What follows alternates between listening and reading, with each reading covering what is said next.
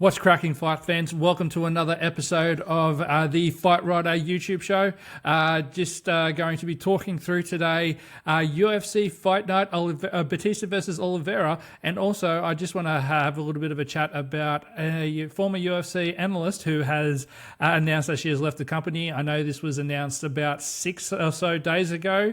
It's just taken me a little while to get around to it because I've been juggling a few things. So, yeah. If you enjoyed the fights today, I know I enjoyed some of them. Some of them were a little bit, okay. And it leaves in question, that fight in particular, and you all know what I'm talking about. Got to wonder what's going on with the heavyweight division and where the UFC goes to from here. But we'll go down and we'll have a look as we've got the main event. Mario Bautista defeated Vinicius Oliveira. This was a good fight for Bautista. Vinicius looked very tired at the end of the first round. He's actually a big body. Obviously, we're not sure how much longer he's going to be fighting at bantamweight. Could possibly go up to featherweight.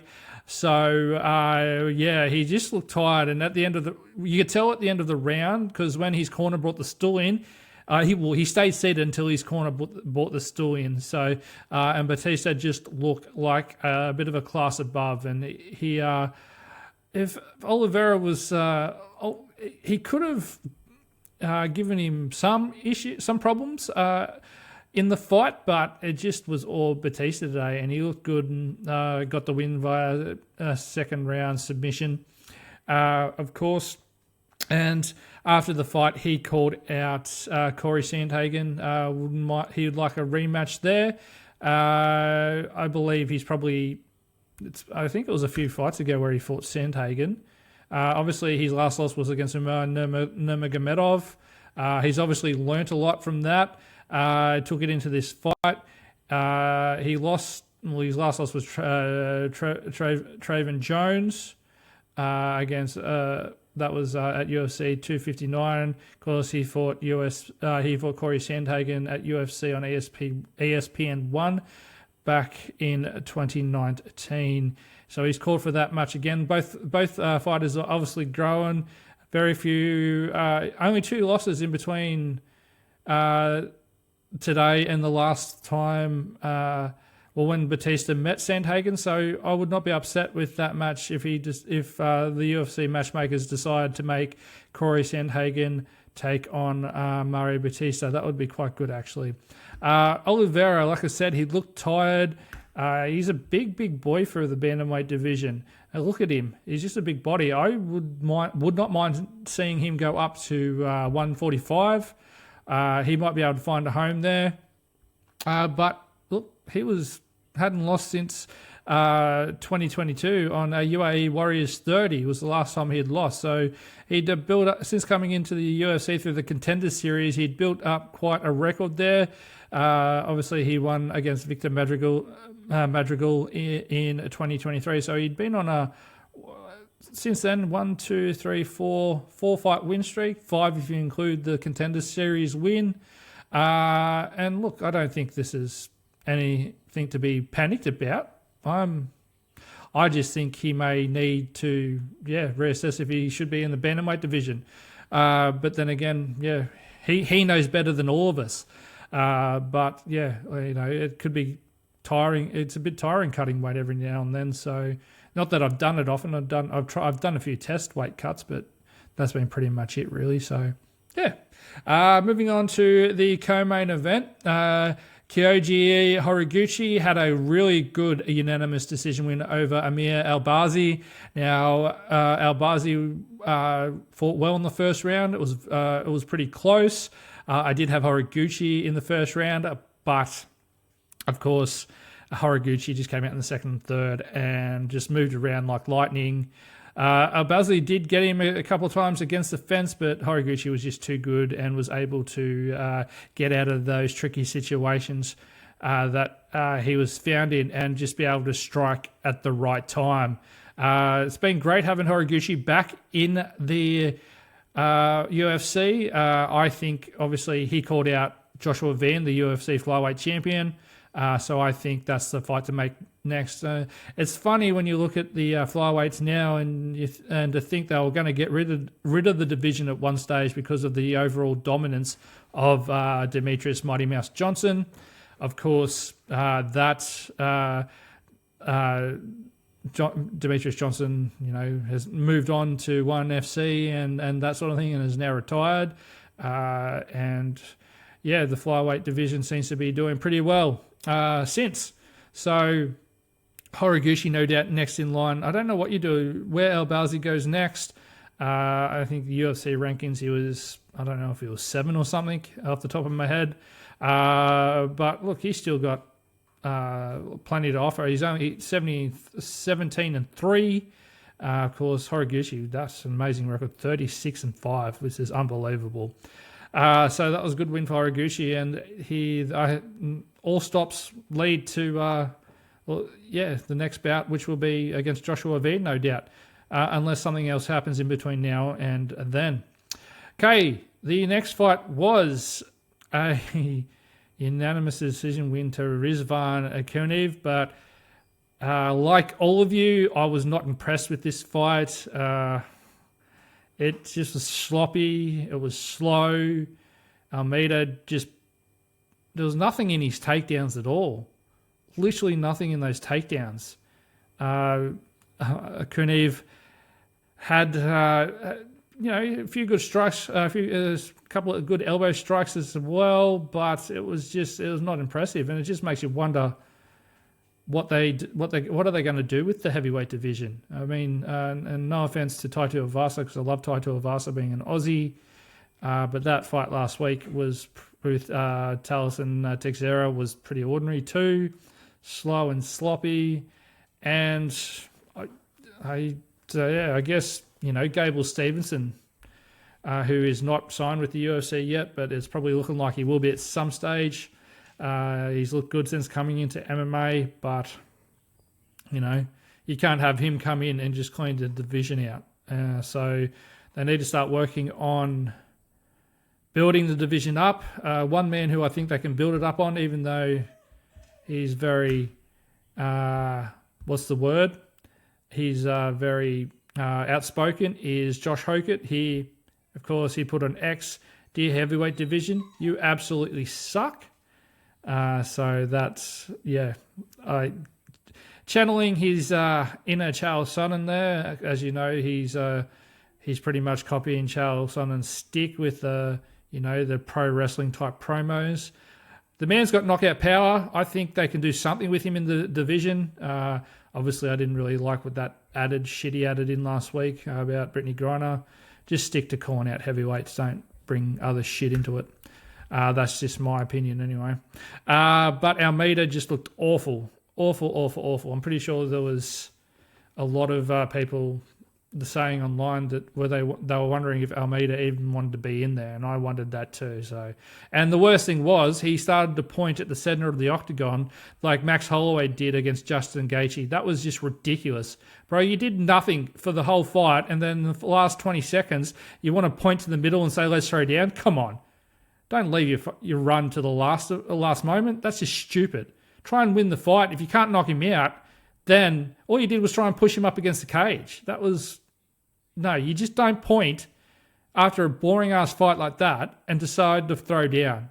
So, yeah, that just probably some harsh words there, but the heavyweight division is just not looking good at the moment. And listening to Luke Thomas and Chuck Mindenhall on Morning Combat the other day, Luke Thomas said that Francis Ngannou and Dana White need to swallow their pride and get Francis Ngannou back into the UFC. I don't see that happening. Neither men, I don't think, will swallow their pride.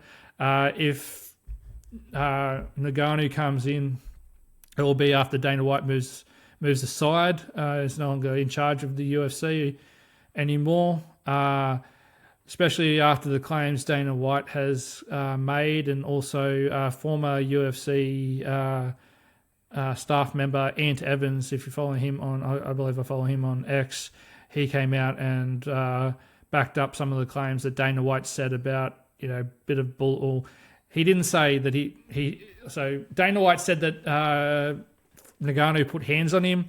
Ant Evans didn't back that up, but he said that he had seen Ngannou stand over people in the office. So yeah, that was a bit of an unhappy situation there. So with all the that sort of thing, and then of course you had Ariel Helwani ask Ngannou point blank, and he gave a non-answer. So, but I don't think he's going to be back. His window for fighting is closing. I don't see him getting back in the octagon. It's going to take a miracle. That's not to say miracles can't happen, but it's going to take a miracle to get him back in the octagon. Okay, but the state of the heavyweight division, something needs to be done about it. Do something. Bring in Gable Stevenson, sign him. Try and bring Josh Hokett along a little bit quicker because he's got knockout power and he, has the shtick on the microphone. So yeah, that might be something to do there. But yeah, there's a lot to be desired in the heavyweight division. Moving on, Mikhail Olishchuk defeating Marc-Andre Barreau. This was a very good fight. I thought Olishchuk was going to win it pretty easily. He won the first round very well. Barreau, though, got down and dirty in the second. I love that he got the clinch, got the dirty boxing, got the knees, and was able to drag the fight where he wanted it to go. Olishchuk was... it was one round apiece in the third, and he just did enough in the third round to get that win. Not upset with that unanimous decision win there. So Olishchuk loses the fight another day. Barreau did great. So he's going to be a danger for anyone he fights in the middleweight division. Okay, moving on to a couple of main card fights to go.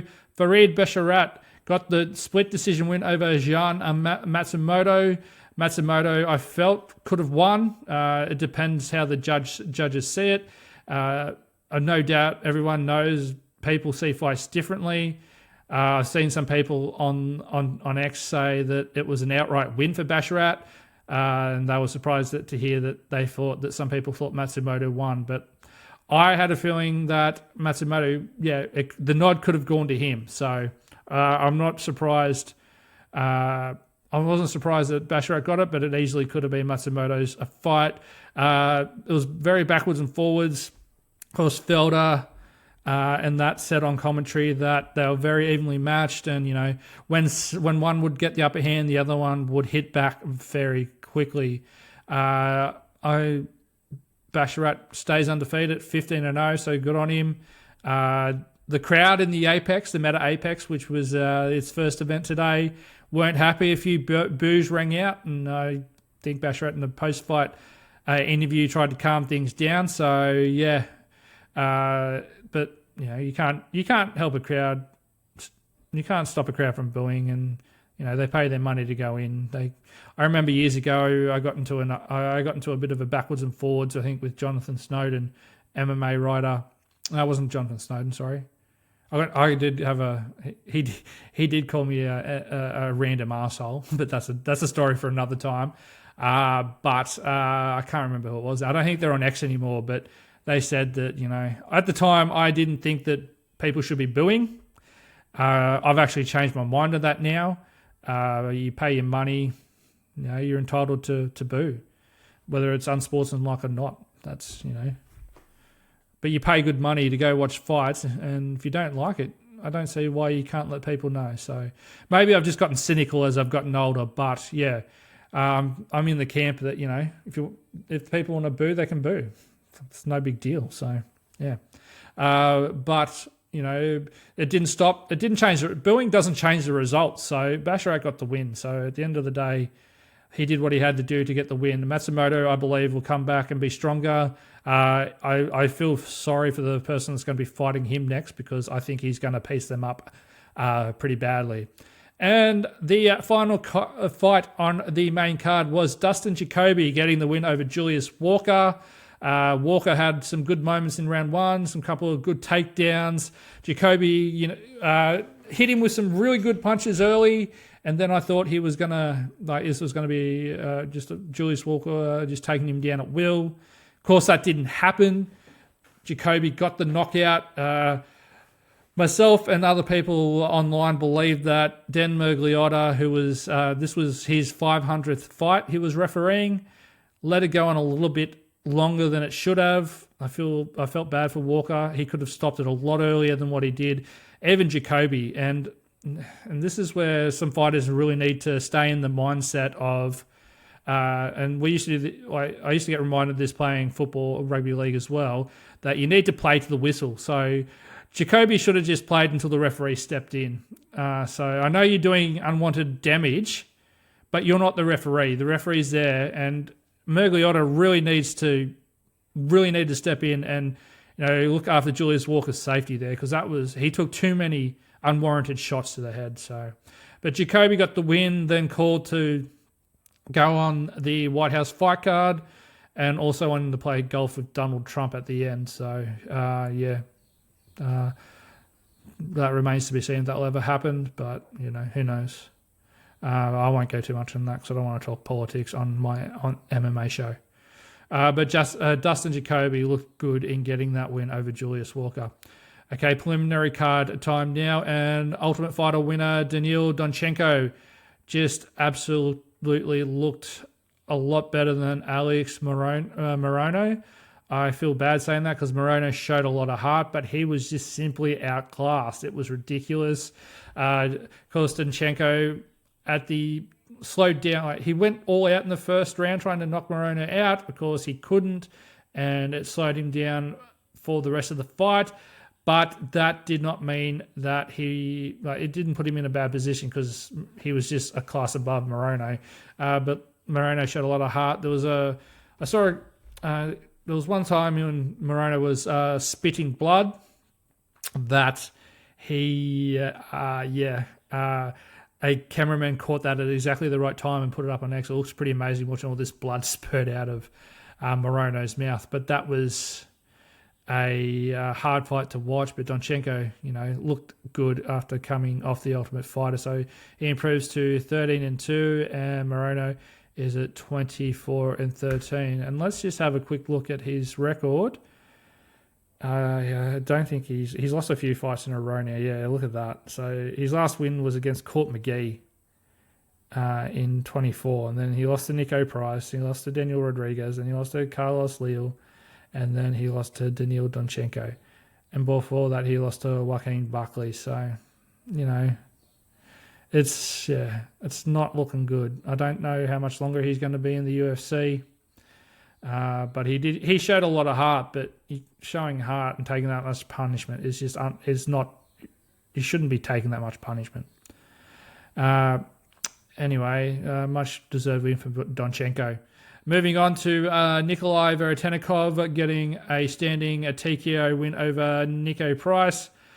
Price had a few little glimpses of he looked good for a couple of things, but he was never really going to trouble Veretennikov. Let's be honest here. He's in the Alex Moreno boat. They've lost a lot in a row. They actually fought each other. That was Price's last win, I believe. We have a look down at his record here. Yeah, he's 3 losses in a row. And before that, he had 4 losses in a row. And Alex Moreno was the only win, and that was a unanimous decision. So I don't think Price is going to be sticking around much longer. People on X were saying that he should probably look at bare knuckle or dirty boxing. I think he should look at dirty boxing. I reckon that'd be the way to go. I actually don't. I've watched a bit of dirty boxing. I don't mind it. But I'm not here to tell a fighter what to do. But when you TKO'd standing and then claim that the fight was stopped too early, it was not stopped too early. It was stopped at the right time. So, yeah, very good win by Veretennikov. Ketlin Souza and Bruna Brazil. This was an interesting fight, given that Brazil won the first round and then Souza came back to a win. Souza was pushing her up against the cage a fair bit. Herb Dean didn't like that because she was not doing... There was no action. She was not doing anything but pushing her up against the cage.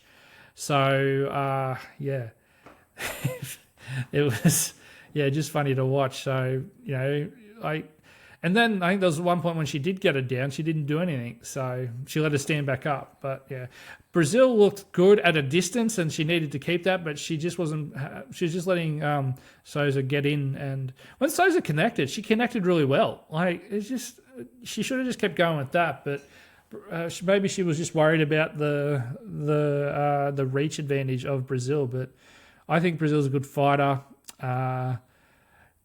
It's hard to see where they go from here because they're 11-6 Brazil, 16-6 for Souza. So yeah, it'll be interesting to see. I'll just go into Brazil's record for a minute.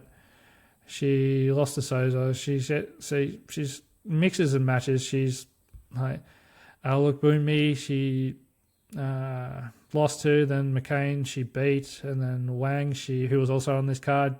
She lost to, then it's like after a couple of wins, then she was like loss, win, loss, win, loss, win, loss, and now she's probably due for a win. But I'd like to see her do well because I think she could use her advantage really, like her reach advantage really well. But yeah, that's nothing here. Souza's been around for a while. I believe she back-to-back wins after the loss to Silva. Then back-to-back losses, one to stalwart Angela Hill and then Piera Rodriguez, and now she's back with a win over Brazil. So, yeah, she's not going to make waves in this division, but she's going to keep her job, that's for sure. Moving on to Javid Basharat and Gianni Vasquez. Vasquez, very impressive in his UFC debut. Of course, Basharat was the better in the first round, and it looked like he could have won. He knocked Vasquez silly a bit, but Vasquez came to life in the second round and made it a fight. The third round was probably, the fight to get the win, and Vasquez was really good in losing here. So Basharat did enough. Of course, he was upset that Vasquez came in overweight, but I don't think there was much notice that Vasquez stepped up on. So I find it very confusing that you would pay out your opponent for missing weight when he was a last-minute replacement. I'm pretty sure he didn't have a full fight camp like other fighters do and missed weight. So I find that awfully strange from Basharat, but I don't know. I'm not a fighter and I don't stay in fight shape all the time like these guys do. So, but he got the win and more power to him. Unlike his brother, he has 2 losses, but he has plenty of fights. So yeah, Vasquez in the loss, I think looked good, and I think he's going to get another fight in the UFC. It's as simple as that. So yeah, but we'll see what he's like. If Basharat was upset with him coming overweight, let's see what he can do with a full fight camp, because I think he'll be right on the limit for them. Kong Wang and Eduardo Mora. This was an interesting fight because everyone scored the second round for Mora, and one of the judges went 30-27, so that was highly confusing. So, I don't know what you can say about that, except for, I've said it before, everyone sees a fight different, but you can't see a fight that differently.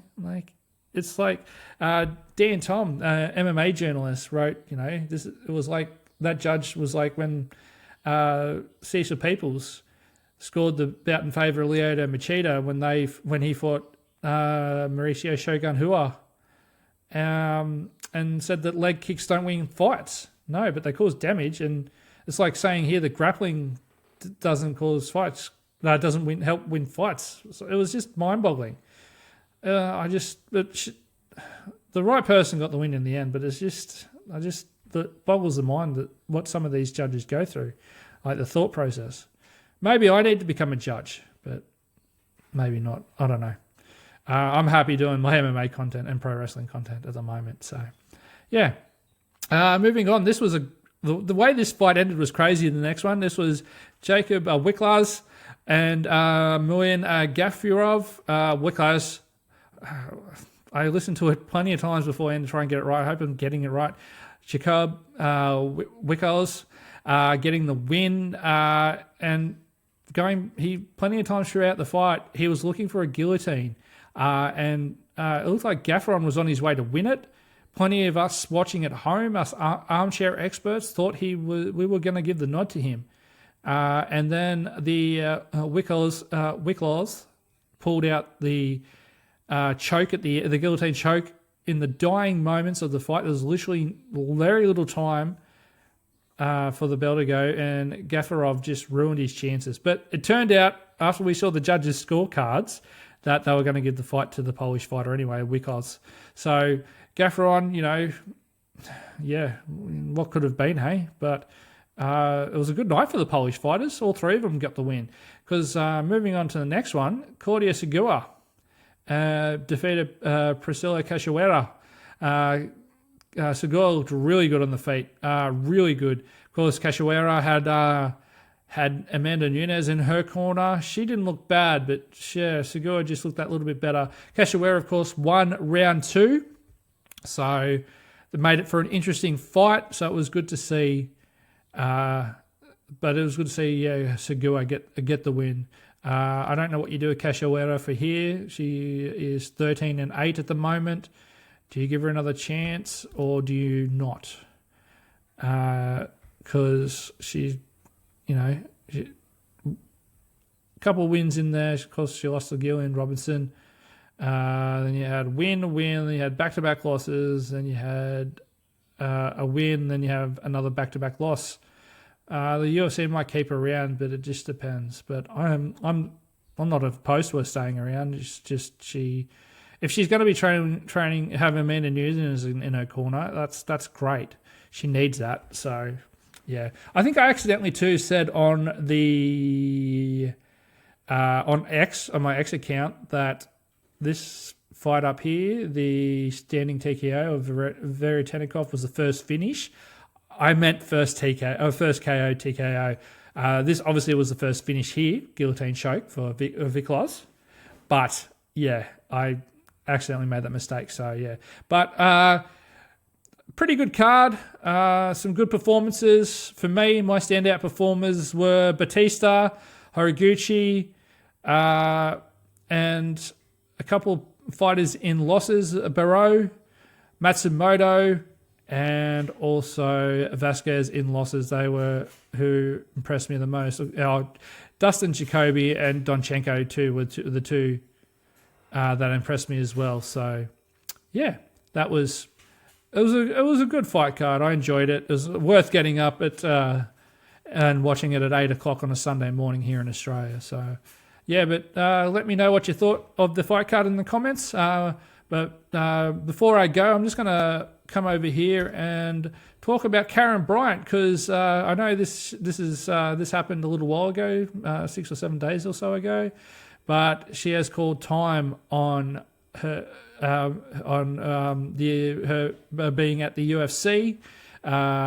She was there for 14 years. She was, of course, there through when they moved to Fox and then onto ESPN. I wondered what was going to be happening with her, because they had announced that Kate Scott was going to be one of the new anchors. Today, of course, we had Megan O'Leary on the desk. But yeah, we were wondering what was going to happen. And I was wondering what was going to happen with Karyn Bryant, and she confirmed it, that she was not going to be joining the Paramount era of the UFC, which is sad. I always enjoyed Karyn at the desk, and her knowledge of the sport is second to none. Of course, she ran MMA Heat also before she was a long-time analyst for the UFC. So no doubt she is going to be continuing that, and I believe she's going to be doing some more stuff with another fighter I admire a lot in Sugar Rashad Evans. So yeah, I know you'll probably never see this, Karyn, watching my little YouTube channel, but It's always been a pleasure to watch you behind the desk at UFC events, and just to hear your knowledge of the sport was amazing. So thank you for your time, and look forward to seeing what you do now in the future. So yeah, but anyway, guys, that's it from me. Thank you for taking the time to come and watch. I'm also doing some pro wrestling content too. So if you want to I'm just going to close that window because that's a bit distracting. I'm going to be doing some pro wrestling content. I've done 2 episodes of my pro wrestling show called the Hard Way Pro Wrestling Show. Episodes 1 and 2 are, of course, up on this YouTube channel. And I will be doing episode 3 tomorrow. I've just got to catch up on AEW Collision and Dynamite, and I'll be with you tomorrow. But thank you again, guys. If you want to follow me on socials, I'm at The Fight Rider on all the socials. I am also, on here if you want to. I've also got my website, of course, www.thefightwriter.com if you want to get me there, or you can email me at josh@thefightwriter.com as well. But feel free to please leave a like, a subscribe, and subscribe, and also comment just to tell me what you thought of the fights and how I can make this show better. And yeah, that's it, guys. Enjoy the rest of your Sunday or your Saturday night, wherever you're situated in the world.